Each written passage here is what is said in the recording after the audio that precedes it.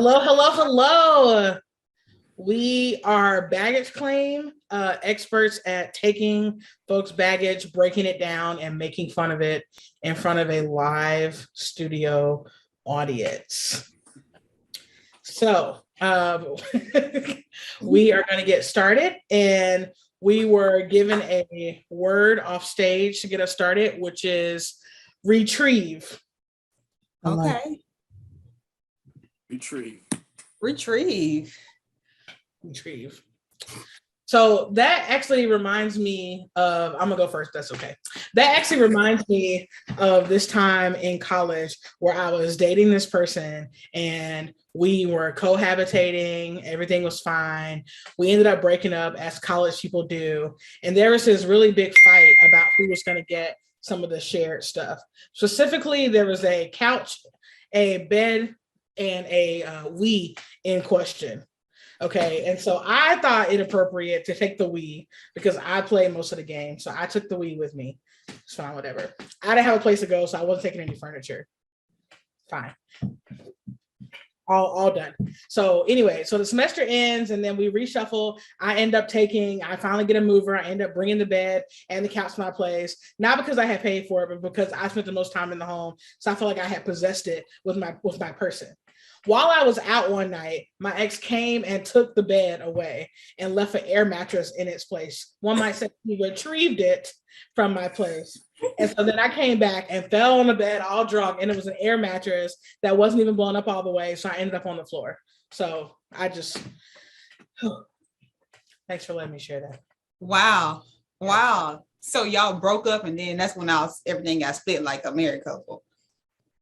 Yes. Y'all didn't have no prenup? We were 19. That is like pure 19-year-old pettiness too. Like there's a level of petty you only get between like 17 and 20. Yes. I slept on the air mattress for 3 years after that.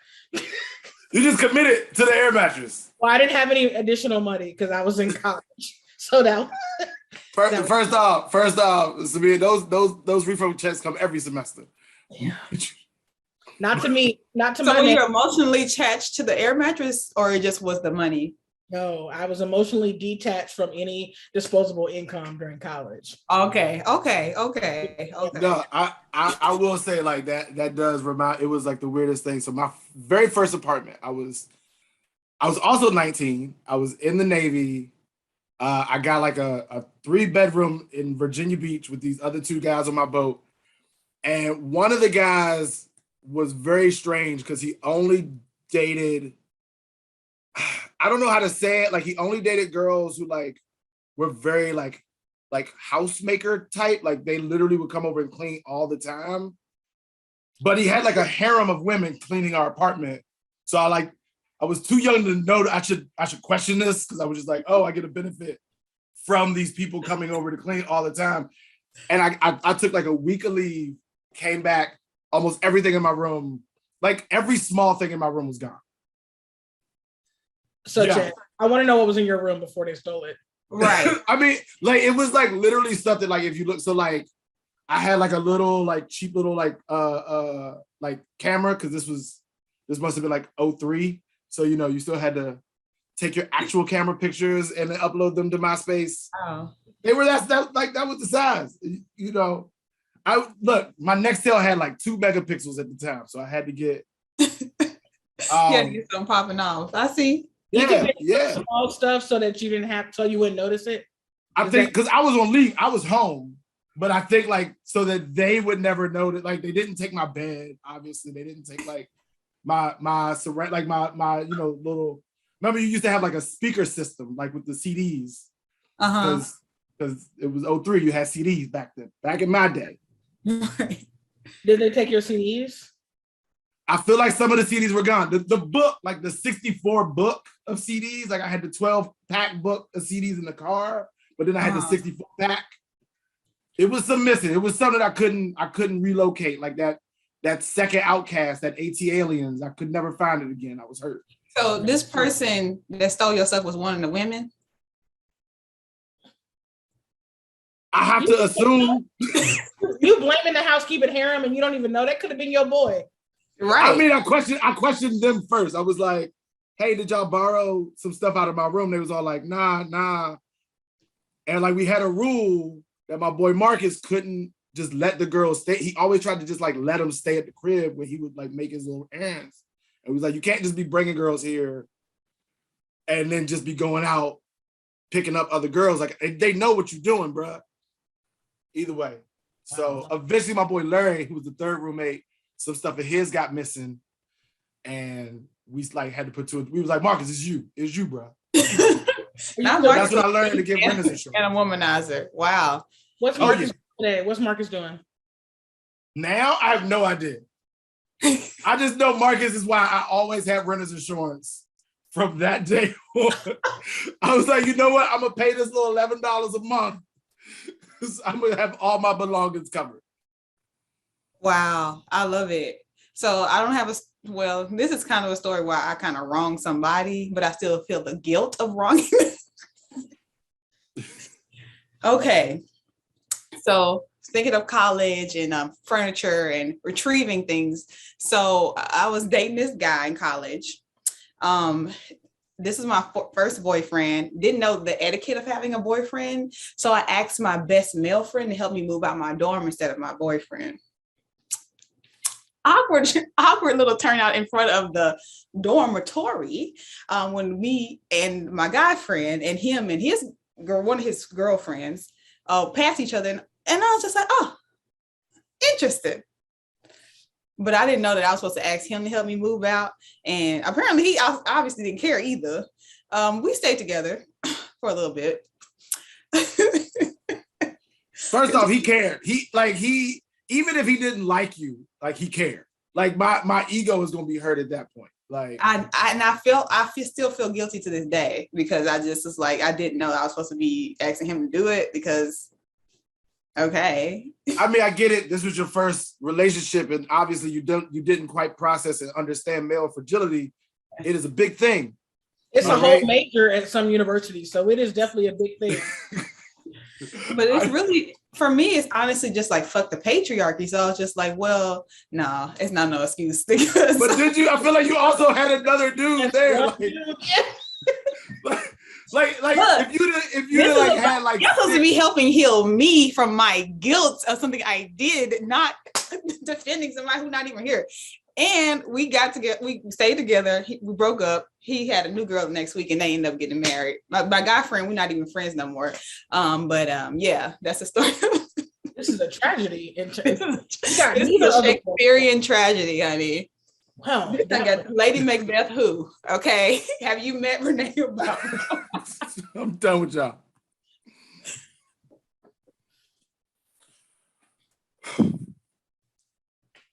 So first day living together, babe. How you feeling? I'm so excited. I am ecstatic because this has been my dream my entire life. Of living on your own or living with someone? Living with someone, specifically a man, specifically someone who maybe liked me a little bit. I mean, okay, so I like you a lot.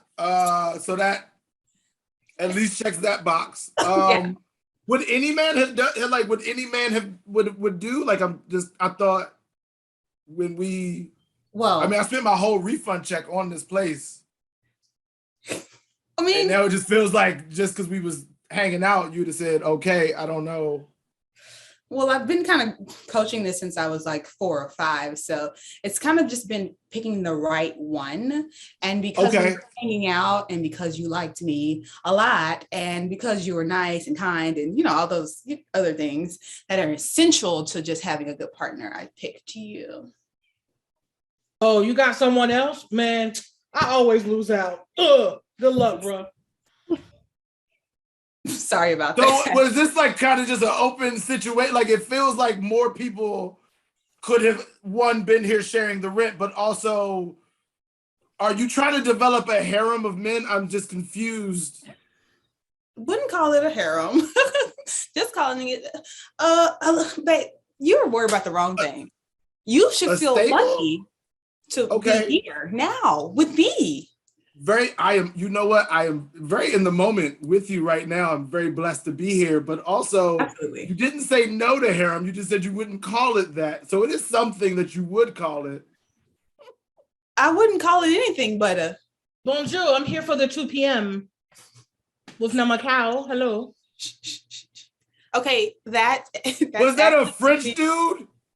Oh, I was They're worldwide known for kind of being assholes. Like, I'm just saying, it feels like the list of things that you listed off only seem to apply to me. Yes, because only you buy me showed up at 1 o'clock. Only you give me nice back rubs, and only you make sure the dishes are clean in the sink. That guy about the 2 o'clock, he's coming to fix the, I don't know. He had a suitcase. The rent is too high. Are you comfortable living here?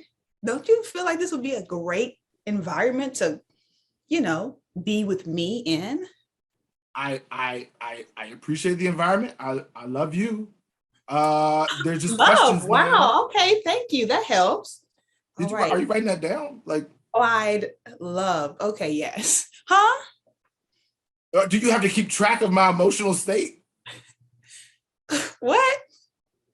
I was about to just say that I could possibly even entertain living with all of these guys and allowing you to have this harem, but you have to take note that I love you. It's essential to the. If love is on the table, then I'm out, yo. Count me out, man. I don't even need my 3 o'clock appointment. What? Bernard. I'm sorry. Don't know him. But Bernard, if you're still in the room, I want you to obviously know his name. Bernard Johnson Jr. I told you 3:30. That doesn't matter. Okay, what matters is me and you, Clyde. Me and you, yes. I'm sorry. This is my first real relationship, and I don't really know all the rules. And I feel like when I talk to my female friends, just none of them prepared me for this. I didn't minor in female psychology. Okay.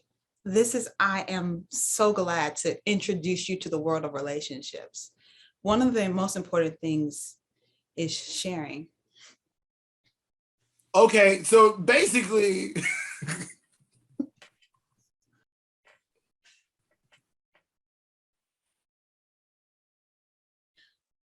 okay, so I thought when I answered the ad for petty thief that I was going to be stealing small things for you. I didn't know I was going to have to take a mattress out. No, sorry.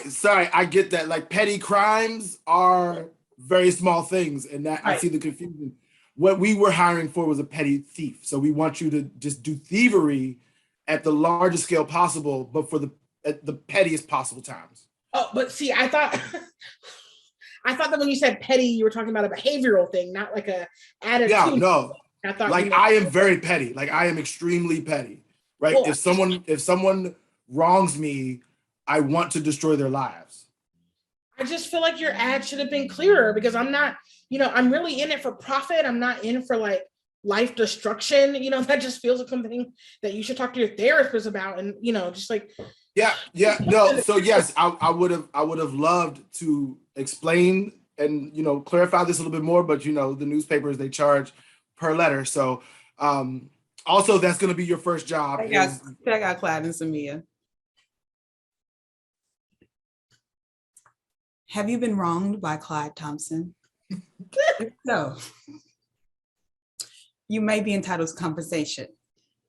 His list of grievances are listed here on the screen. Call now, 1-800-337-552. Call now. Sir, listen to me when I talk. I just don't want to be subjected to legal trouble. This is just like a lawsuit waiting to happen. You want me to go into someone's house in broad daylight when they can see me to take their bedding situation just to make a point that you a bad bitch? Yes. I mean, you could also take a very nice looking chair that seems to be part of a set would be fine. Dining furniture is amazing.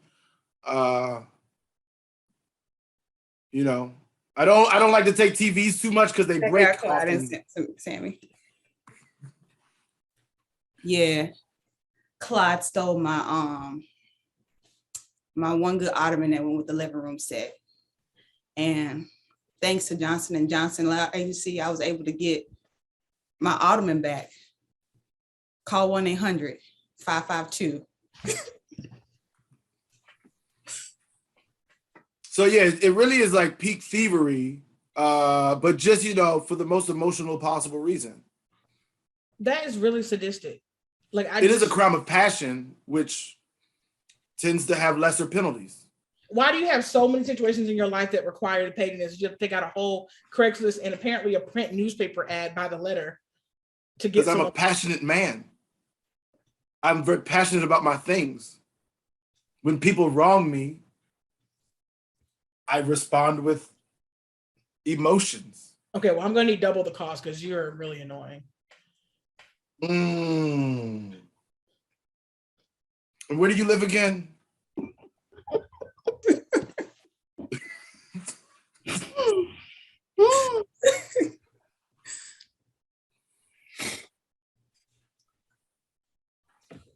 Hey.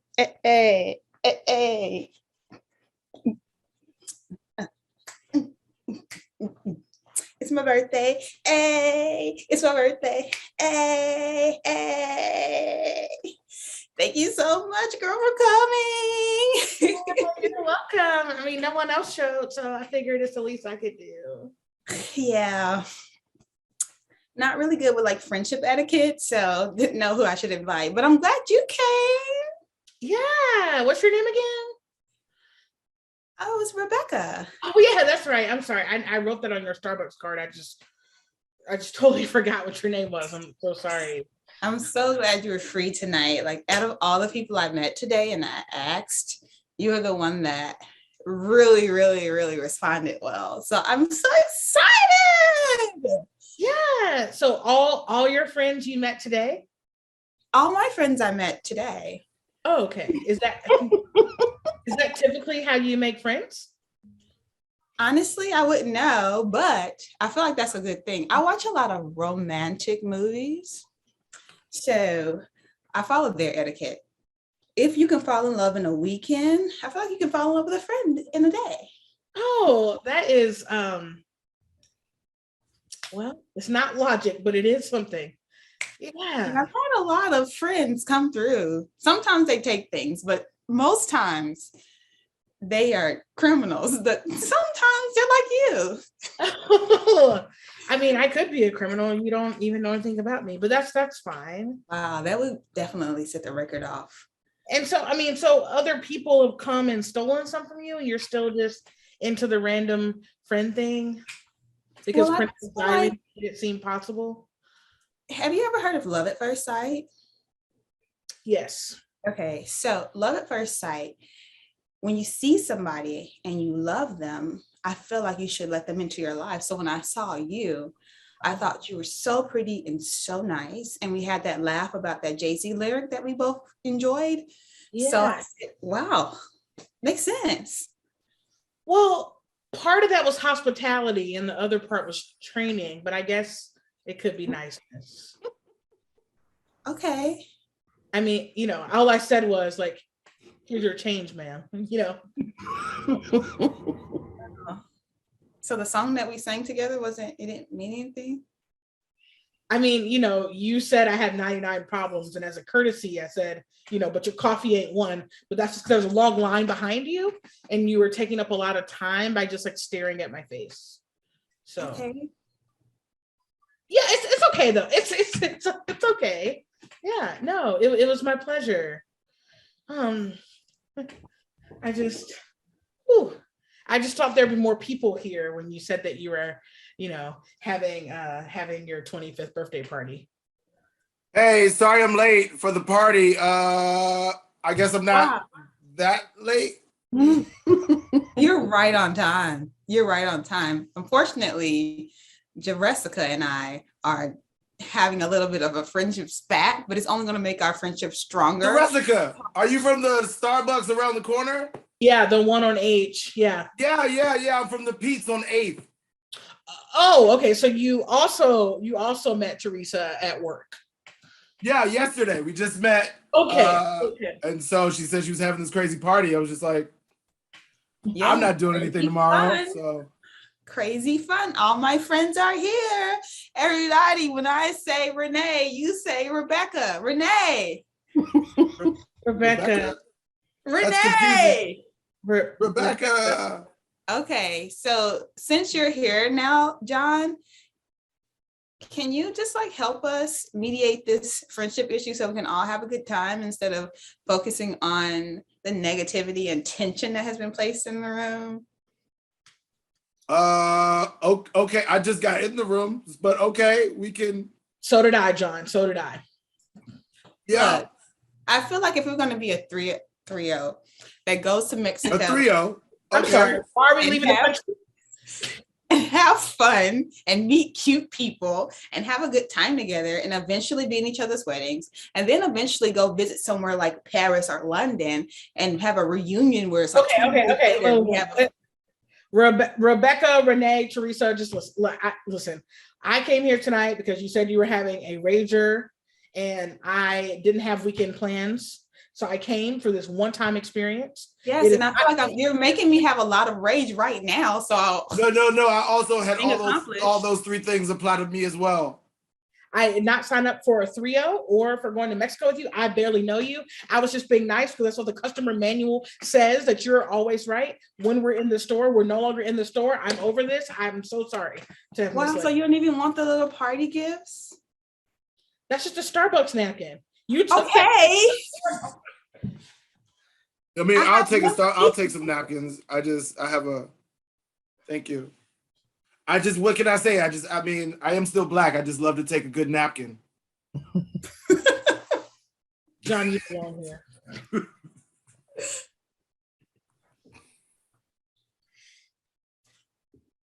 What up, Ma? Hey. What's up? I mean, I just seen you, walking down the street, singing Jay-Z lyrics. So yeah, I'm into that. You know what I mean? Right. I'm not Black, I'm OJ. Bing bong. Okay. That's what I'm talking about, right? Like, yeah. I love your inner city vibe right now. Yeah, I'm all about Jay-Z. I love Jay-Z. I love all the things Jay-Z does. Okay. That was a bit much. I mean, I also enjoy him musically, but I do respect that you are passionate. I'm passionate. Man, I have Timber Things shoes in my closet right now. Okay. Timber Things. Sounds like they're knockoff Timberlands, but that's fine. I just get it now. You don't really understand what's happening out here in these streets. But I know the streets. I'm gonna make the song cry. I know the streets. Can I get an encore? Do you want more? I know the streets. I realize that Jay-Z is a very popular artist, and maybe you only really were connected to that line of pop culture, not really his earlier, more urban-based works. No one wins when the family feuds. Hey. That definitely was not in Volume 1 or 2 or even Reasonable Doubt, but I respect your commitment to the craft, honestly. Blueprint. Okay, a lot of later works is happening. I get that. A lot of his Basquiat era. Okay, quiet down, class. Thank you so much for attending Male Fragility 101 at Smith College. I see you've all done the reading that the first step to addressing your male fragility is to stop quoting Jay-Z in everyday life. I mean, but why would we do that? How am I going to get that dirt off my shoulders? You have to stop doing that first. Jay-Z is the kryptonite to all things healthy. But I'm just saying, I seen my class. I was like, beautiful. I just want you to know you're my favorite girl. I know what you're doing. I have studied more than you have, student, and I understand your attempt, but I'm going to need to shut it down right now. We're going to talk about, listen, let's go over the 3 rules of sharpening and reducing male fragility. Number one. John. You gotta keep your swords sharp at all times. No. That is not what we talked about I got it. Number one. Higher. Higher. I don't get paid enough for this. And that's our show.